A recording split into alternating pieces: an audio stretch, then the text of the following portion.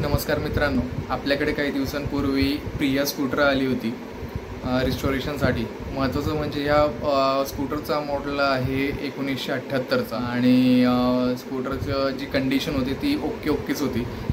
कारण वरची बॉडी व्यवस्थित होती, परंतु जो खालचा जो पार्ट होता चॅसीचा आपण म्हणू शकतो तर तो बराच रस्टी होता, म्हणजे होल्स पडले होते बॉडीला। आणि त्यामध्ये आपण पूर्ण त्या बॉडीचं वर्क केलेलं आहे। न्यू आपण शीट त्याच्यामध्ये ॲड केलेली आहे चॅसी पार्टला। याच्यामध्ये महत्त्वाचा टास्क जो होता तो होता म्हणजे पेंट वर्क आणि स्पेअर पार्ट्स अवेलेबल करणं। तर पेंट पण आपण व्यवस्थितरित्या त्याचा केलेला आहे।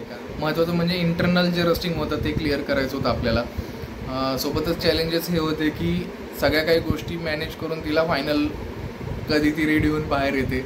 तर आम्ही पण तोच विचार करतो आहे की हिला कधी आम्ही तुमच्यासमोर आणतो आहे। तर आता वेळ आलेला आहे, लवकरच आपण तुमच्यासमोर ती आणू।